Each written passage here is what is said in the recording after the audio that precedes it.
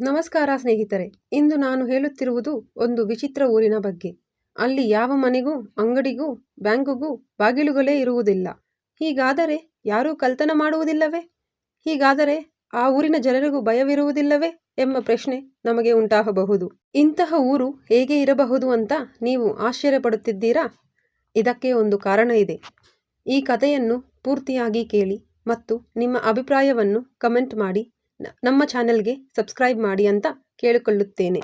ಬಹಳ ವರ್ಷಗಳ ಹಿಂದೆ ಒಂದು ದೊಡ್ಡ ಪ್ರವಾಹ ಬಂತು. ಆಗ ಊರಿನಲ್ಲೂ ಒಂದು ದೊಡ್ಡ ಕಪ್ಪು ಕಲ್ಲು ಕಂಡುಬಂತಂತೆ. ಅದನ್ನು ಎತ್ತಲು ಹೋದಾಗ ಅದರಿಂದ ರಕ್ತದಂತೆ ದ್ರವ ಹರಿಯುತ್ತಂತ ಊರಿನವರು ಹೇಳಿದರು. ಆ ರಾತ್ರಿ ಒಬ್ಬ ಭಕ್ತನ ಕನಸಲ್ಲಿ ಶನಿದೇವರು ಬಂದು ಹೇಳಿದರಂತೆ, ಈ ಕಲ್ಲು ನನ್ನ ಸ್ವಯಂಭೂ ರೂಪ, ಇಲ್ಲೇ ಇರಲಿ, ನಾನು ಈ ಊರನ್ನು ಕಾಪಾಡುತ್ತೇನೆ ಎಂದು. ಅದರಿಂದ ಊರಿನ ಜನ ಶನಿದೇವನ ಮೇಲೆ ಬಲವಾದ ನಂಬಿಕೆ ಇಟ್ಟರು. ತಪ್ಪು ಮಾಡಿದವನು ಶನಿದೇವನಿಂದ ತಪ್ಪಿಸಿಕೊಳ್ಳಲು ಸಾಧ್ಯವಿಲ್ಲ ಎಂಬ ನಂಬಿಕೆ ಇವರಿಗಿದೆ. ಹೀಗಾಗಿ ಯಾರೂ ಕಳ್ಳತನ ಮಾಡಲು ಧೈರ್ಯ ಮಾಡುವುದಿಲ್ಲ, ಹೀಗೆಯೇ ಬಾಗಿಲು ಹಾಕುವುದಿಲ್ಲ. ಈ ಊರಿನಲ್ಲಿ ಶನಿದೇವರ ದೇವಸ್ಥಾನವು ಒಂದು ವಿಶೇಷ.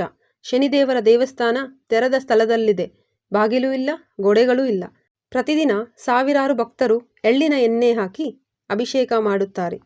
ಇವಲ್ಲದೆ ದೇವಾಲಯದ ಬಳಿ ನವಗ್ರಹಗಳ ಮೂರ್ತಿಗಳೂ ಇದ್ದಾವೆ. ಸೂರ್ಯ, ಚಂದ್ರ, ಕುಜ, ಬುಧ, ಗುರು, ಶುಕ್ರ, ಶನಿ, ರಾಹು ಮತ್ತು ಕೇತುಗಳು ಇವರ ಭಕ್ತರಿಗೆ ಆಶೀರ್ವಾದ ಮಾಡುತ್ತಾರೆಂಬ ನಂಬಿಕೆ ಇದೆ.